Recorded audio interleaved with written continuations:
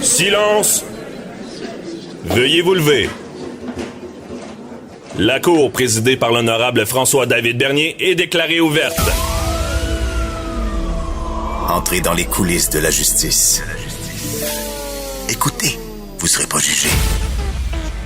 Ils appellent à la barre les acteurs de l'actualité. Oui, votre honneur. Avec François-David Bernier.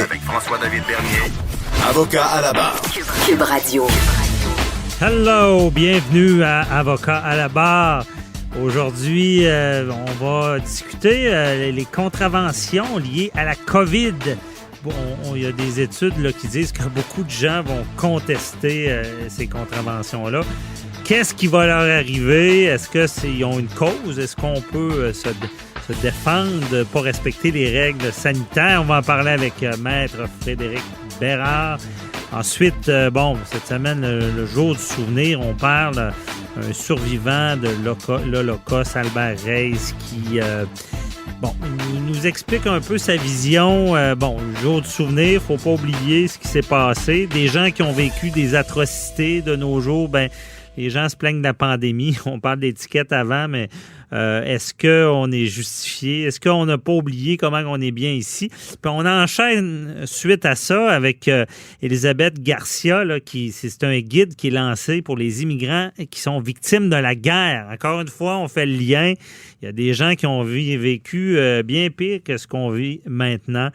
Ensuite, pour terminer, on va parler, vous avez vu peut-être que les écoles pourraient fermer durant Noël. Patrice Ouellette, de 48 heures par jour, vient nous donner peut-être des trucs pour survivre si on doit travailler avec nos enfants à la maison. Restez là, votre émission commence maintenant. Vous écoutez Avocat à la barre. On apprend cette semaine que peu de gens payent leur ticket de COVID parce qu'on le sait, avec la pandémie, il y a eu des règles sanitaires et les récalcitrants, ont des tickets qui ça peut coûter cher. La loi permet jusqu'à 6 000. Heureusement, ils ne donnent pas ça fréquemment. C'est plus des 1 000 $, des contraventions portatives où est-ce que et plus les frais, 1 500. Et il y en a qui disent, on voit une sorte de mouvement là, de contestation à travers la province, là, où près d'à peu près 80% des 3 750 personnes qui ont écopé de contraventions ont décidé de contester ou de ne pas réagir, de laisser ça aller. Est-ce que c'est une bonne idée? Est-ce que l'argument de dire c'est mes droits et libertés, la charte me protège de ça, puis je vais gagner en cours, est-ce que ça peut tenir la route? Et on en parle avec un avocat constitutionnaliste, Frédéric Bérard, que vous connaissez, vous voyez souvent Denis Lévesque, capable d'analyser la nouvelle. Bonjour, Frédéric. Maître Bernier. Bon, content de t'avoir avec nous. Un gros sujet. Qu'est-ce que t'en penses, toi? Tu paierais-tu ton ticket? En tout cas, j'ai la beauté de la fête, c'est que je n'ai pas reçu encore, fait que ça aide à utiliser la réflexion d'un point de vue personnel. Mais c'est sûr, on s'entend que tout est une question de cas d'espèce. Dépendamment de pourquoi vous avez reçu telle ou telle amende. Mm-hmm. C'est certain qu'il y a plusieurs volets à ton introduction. On entend beaucoup depuis plusieurs mois. Ça s'est calmé un peu depuis Facebook et YouTube ont fermé le compte de Cossette Trudel, là, mais l'argument des droits et des libertés s'est estompé un peu. Et je pense que en quelque sorte, c'est pas une mauvaise affaire parce qu'il y a beaucoup de conneries là, qui se sont dites, comme tu sais, en ce qui a trait aux chartes. Ce qui n'empêche pas, cela dit, la chose suivante, c'est qu'à mon sens, le gouvernement de François Legault, avec évidemment le docteur Arruda, ont clairement, je pense, échappé le ballon. Dans les premières semaines de la pandémie, de la gestion de la pandémie, en tout cas moi, à titre personnel, et je pense qu'on était plusieurs à être dans le même moule, on leur a donné une chance assez... on était plutôt indulgents, tolérants, on disait, oui, mais il y a personne qui sait comment gérer une pandémie, donc attendons voir. Sauf qu'on a pu constater assez rapidement le flou artistique et je suis poli là. Quant aux règles applicables sur, par exemple, est-ce que j'ai le droit de visiter telle ou telle personne, combien de gens peuvent être dans la même pièce en même temps, à l'extérieur et tout. Ouais. À un point tel où, tu t'en souviens sûrement, même la vice-première ministre, qui est aussi ministre de la Sécurité publique, Geneviève Guilbeault, avait dit à un moment donné, je pense c'était en début mai, là, les amis, là, on nous parle toujours comme si on était en maternelle, là. La bonne nouvelle, là, c'est que là, on va pouvoir se réunir à nouveau, là, dans les maisons ou plutôt dans les parcs ou je sais pas quoi. Or, j'avais vérifié et il y avait un décret qui avait été adopté le 20 mars qui disait précisément ce que nous annonçait la vice-première ministre. Ça a toujours été en place pendant ces 2 mois-là. Donc, t'as raison. Puis la blague de ça, moi aussi, j'ai vu ça passer. C'est quand on a pu se réunir dans notre cour puis on limité le nombre, là. Ben, avant ça, on pouvait être 50 dans le cour à 2 mètres. Exact. Puis ils ont dit, maintenant on peut se réunir, mais en réalité, ils venaient de contraindre. On peut se réunir maintenant à 12, les amis. Quelle bonne nouvelle, ouais. Sauf qu'avant hier, on pouvait c'est ça. de plus. C'est vrai. Donc, tout ça pour dire que quand la vice-première ministre n'est pas au courant qu'elle a elle-même fait, en tout cas, ou du moins que son gouvernement a adopté un décret, il y a de ça 60 jours, qui est déjà en place à cet effet-là, je trouve ça drôlement inquiétant, à moins évidemment qu'elle se fiche de notre gueule, auquel cas, là, ça, c'est quand même inquiétant aussi, mais pour d'autres raisons. Bref, tout ça pour dire, j'ai pris ce cas d'espèce-là, mais tu auras compris évidemment que ça dépasse l'anecdote dans l'optique où, dans un État de droit, dans une société de droit dans laquelle nous vivons au Québec, ben, une des règles claires, et puis tu le sais autant que moi, c'est que les normes soient prévisibles. T'sais, on dit nul n'est censé ignorer la loi, ça c'est bien cute. Mais le corollaire de ça, c'est que la loi doit être claire, on doit comprendre ce qui se passe. Et quand des juristes et un constitutionnaliste, maintenant c'est ça que je fais dans la vie là, depuis 25-30 ans, est à peu près incapable de comprendre ce que la loi, ce que les décrets nous disent, ben peut-être que c'est pas clair. Et donc, je peux comprendre, moi, la réaction de plusieurs personnes de dire, ben je savais pas, j'étais pas au courant, j'ai fouillé, je me suis informé, et les policiers ont pas l'air beaucoup plus au courant non plus. J'avoue. C'est vrai que la couleur favorite des avocats, c'est le gris, parce que ça crée bon, quand c'est pas blanc, c'est pas noir, ben là, on sait pas trop, ça crée des litiges.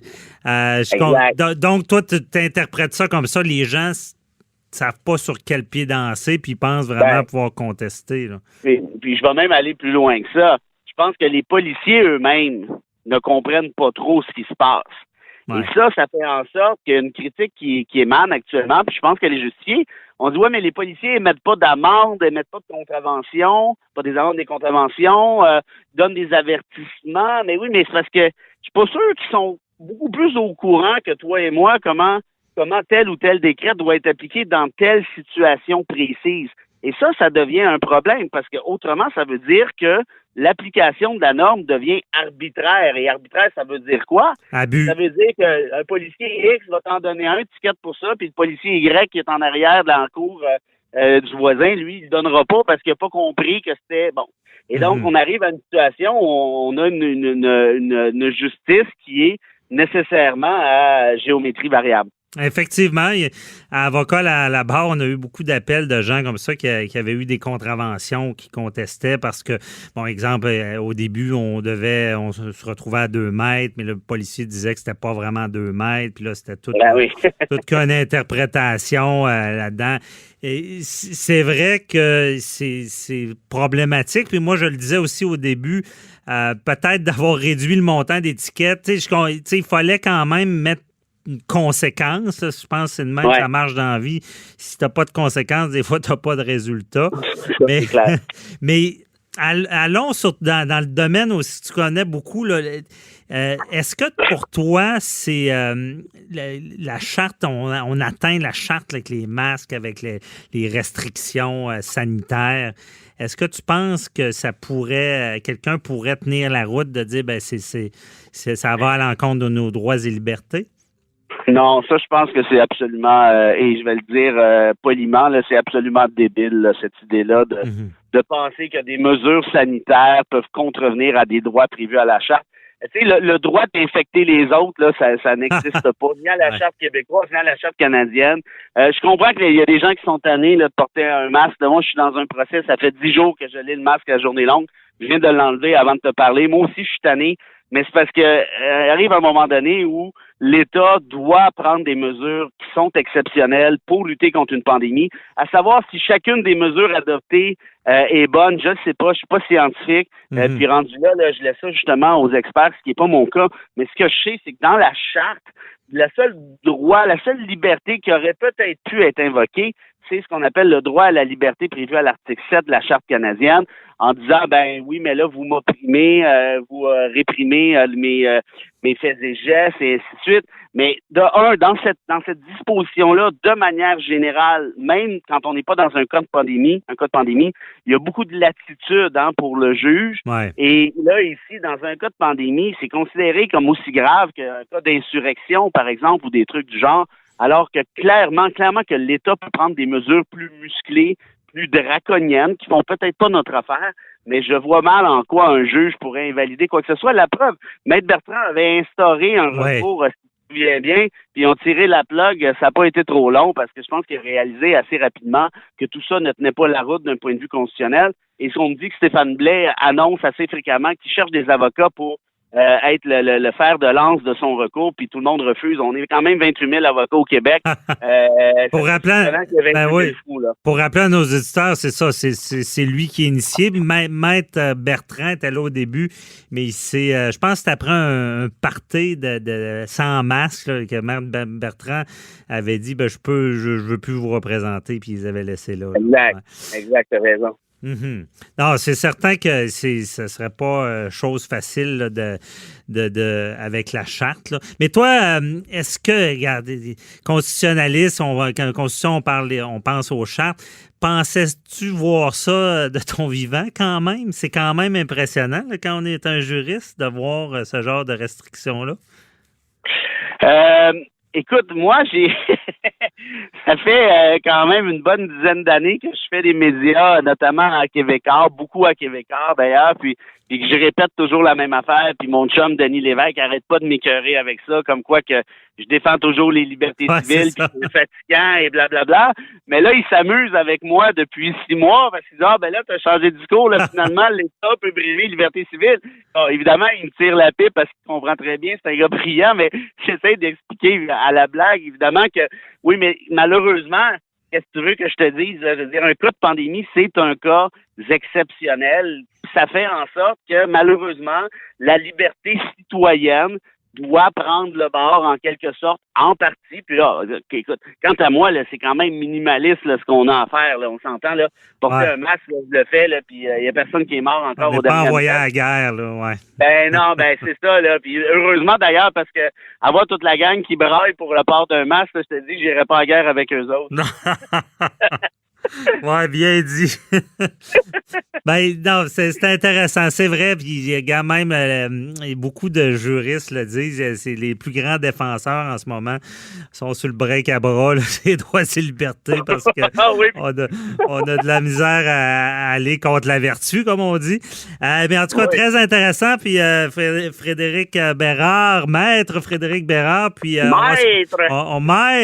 Puis on va se reparler. On s'est parlé en ronde. Là, on va se reparler. Tu vas nous faire des chroniques un peu plus fréquemment. Fait que, on se reparle pour un autre dossier. C'est ça, avec grand plaisir. Pour une fois que 2 avocats ne se parlent pas par télécopière, là, ça va avoir un petit bonus. Faut de l'aller. Merci, bonne journée.